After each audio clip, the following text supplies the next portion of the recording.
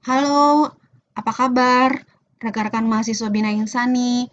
Saya harap kalian semua dalam keadaan sehat ya, dan masih tetap semangat walaupun kita masih tetap menjalankan perkuliahan secara online, tidak ada tatap muka secara fisik, tetap semangat karena memang ini adalah anjuran dari pemerintah. Untuk di minggu ini kita masuk ke pertemuan 10 dan pembahasannya adalah seputar array. Array ini adalah array di mana materi yang sebelumnya pernah dipelajari di semester 1 cuma masih dalam tahap teoritis ya. Pemahaman mengenai konsep array di mana dalam memecahkan satu persoalan. Kemudian untuk di semester sekarang, semester 2, ada pembahasan array juga, tapi implementasinya adalah dengan menggunakan bahasa pemrograman Borland C++. Nah, array sendiri itu adalah fitur dari bahasa pemrograman C++ yang memungkinkan kita untuk memesan tempat pada memori yang memiliki tipe data yang sama, tapi hanya menggunakan satu identitas atau tipe struktur dari sejumlah komponen-komponen yang mempunyai tipe yang sama. Jadi kalau kita ibaratkan suatu tempat, lemari lah ya, di dalam lemari itu berisi data, di mana datanya itu punya tipe atau sifat atau jenis yang sama gitu. Tipe datanya sama semua, integer integer semua, char char semua, float float semua. Oke, berikutnya untuk yang jenis array sendiri itu ada array dimensi 1, array dimensi 2, array dimensi 3. Nah, di dalam pembahasan yang nanti akan saya jelaskan itu ada 3 dimensi, 1, 2, dan 3. Sintak programnya bedanya di mana itu nanti kita akan bahas. Tapi memang nggak dibahas semua secara keseluruhan karena waktu kita terbatas hanya 15 menit di dalam video ini. Nanti apabila ada yang tidak dipahami boleh ditanyakan di grup WhatsApp atau bisa juga kita buka perkuliahan online atau menggunakan Zoom ya untuk bisa tanya jawab materi secara langsung gitu ya terhadap apa yang nggak dipahami dari sintak-sintak yang ada. Oke, berikutnya kita lihat array dimensi 1. Array dimensi 1 deklarasinya itu adalah yang pertama nama variabel, lalu yang kedua tipe datanya, lalu yang ketiga ukuran. Tapi pengurutannya dimulai dari tipe datanya dulu, lalu nama variabel, lalu jumlah elemennya. Jumlah elemen array artinya variabel nilai akhir ini adalah suatu nama variabel array, punya tipe data adalah tipe datanya float, dan punya jumlah elemennya itu adalah 6. Jadi ada variabel nilai dan datanya itu ada 6 gitu ya. Oke, di dalam program ini contohnya juga sama, ini dideklarasikan variabelnya karena di sini nanti kita akan melakukan penginputan suatu data berulang, maka kita harus menggunakan perintah looping dan berapa banyak data yang kita input itu sesuai dengan jumlah array jumlah pengulangan atau perulangan yang kita mau tentukan. Di sini cuma tertulis 2, walaupun di sini jumlah elemennya ada 5 gitu ya. Cuma mau ditulis 5 juga bisa, cuma nanti kan akan lama gitu ya mengulangnya, maka di sini dituliskan cukup 2 aja sebagai contoh. Dimana yang akan kita ulang adalah perintah data KI, nama siswa, nilai teori, nilai praktek, dan hasil. Kemudian di dalam outputnya, perintah output, ini adalah perintah outputnya adalah menampilkan tampilan dari hasil inputan tadi dalam bentuk tabel. Nah, di dalam pengaturan bentuk tabel supaya rapi gitu, maka kita butuh perintah fungsi manipulator namanya, di mana perintah fungsi manipulator itu ada banyak, diantaranya ada setUseFlex, setWay, dan setPrecision. setUseFlex itu fungsinya untuk apa? Untuk melakukan perataan kiri dan kanan.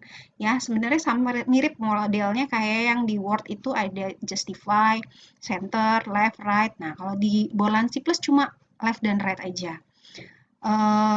Kemudian ada setway. Setway itu adalah untuk mengatur tampilan lebar tampilan di layar dari suatu nilai variabel. Jadi dari pinggir layar monitor ke tampilan yang mau ditampilkan di layar monitor. Lalu set precision itu adalah untuk mengatur digit desimal yang ingin ditampilkan dalam suatu tampilan layar monitor. Nah, untuk bisa mengeksekusi program perintah fungsi manipulator ini, harus kita gunakan file header-nya. File header-nya itu adalah iomanif. Iomanif ini adalah untuk mengenali perintah-perintah set fungsi manipulator yang ada di dalam program. Nah, ini perintahnya ya, kalau dicoba satu persatu, maka hasil outputnya adalah seperti ini. kita akan mengulang data ke-1, data kedua. Ini sesuai dengan jumlah looping ya, jumlah pengulangan atau looping, yaitu batasnya sampai 2. Itu ya, data ke-1 dan I-nya itu dimulai dari 1. Nah, ini ya, nama siswa pertama, nama siswa kedua, namanya, terus kemudian di sini hasilnya, outputnya sesuai dengan tampilan output yang sudah kita atur. Kemudian untuk array dimensi 2. Array dimensi 2 itu adalah bentuk dari pendeklarasian suatu array dengan menambahkan indeks kedua, di mana indeks ke-1 menyatakan baris dengan indeks keduanya menyatakan kolom. Sama kayak tadi array dimensi 1. Array dimensi 1 ini artinya kita menyimpan data gitu ya, atau menampung data di dalam satu memori, simpannya itu secara baris. Walaupun nanti ditampilkannya itu di sini dalam bentuk baris dan kolom gitu ya, tapi penyimpanan data di memorinya itu disimpan dalam bentuk baris. Kemudian array dimensi 2 seperti ini. Kemudian dalam bentuk sintaknya di sini ya, integer data, elemen, jumlah elemen baris, jumlah elemen kolom, char nama, jumlah elemen baris gitu ya. Di sini adalah jumlah maksimum lengthnya. Kemudian di sini kita tampilkan looping untuk baris dan looping untuk kolom. Kemudian hasil outputnya tampilannya seperti ini, sintaknya ketika kita running. Nah, ini akan tampil inputan pertamanya, data nama barang pertama, data tahun 2001, data tahun 2002, terus nama barang kedua, data tahun 2001 dan data tahun 2002. Kemudian ini data outputnya atau tampilan outputnya. Nah, di tampilan output di sini ada tampilan output 3. Nah, ini error di 3-nya. Nah, tugas dari kalian nanti kita bahas di forum diskusi, apa yang menyebabkan di tampilan output ini ada error seperti ini. Nah, di sintak yang mananya yang harus kita revisi supaya ketika tampilan itu hanya tampil 2 data yang kita input sesuai dengan data yang di sini. Karena kan di sini loopingnya kita cuma pakai 2. Nah, berarti kan harus data yang ditampilkan itu juga cuma 2. Nah, tapi kalau di sini ada 3. Nah, di mana perintah yang harus kita revisi supaya tampilannya hanya 2. Nah, itu tugas kalian untuk menemukan di mana perintahnya, nanti dijawabnya di forum diskusi.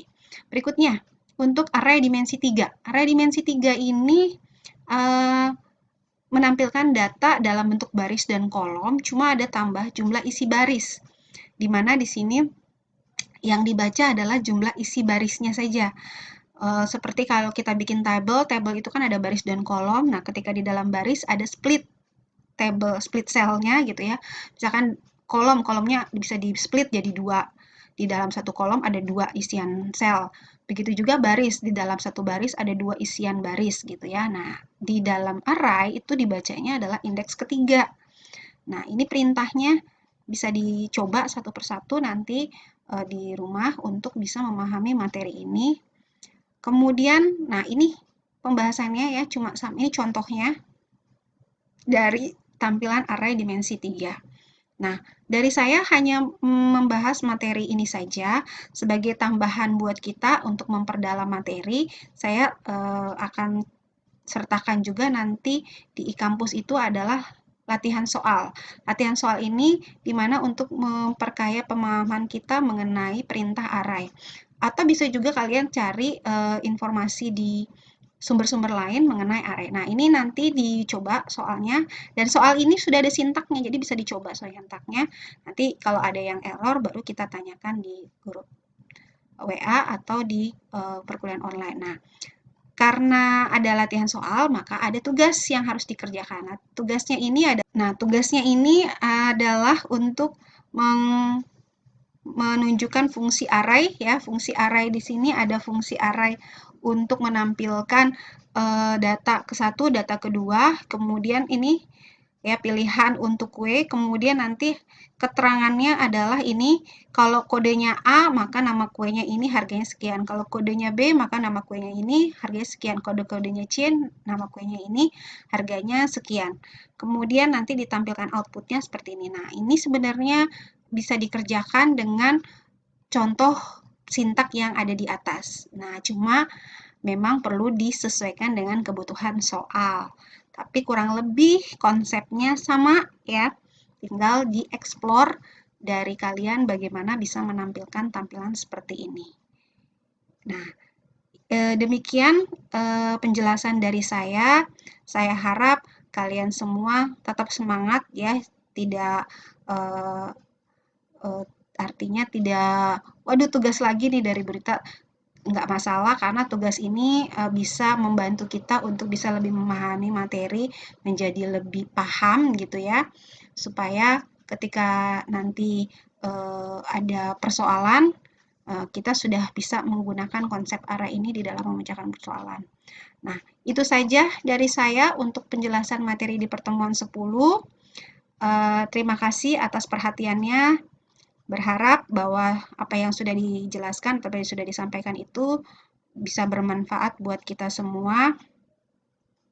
Dan terima kasih atas atensinya. Sampai jumpa di pertemuan selanjutnya. Bye.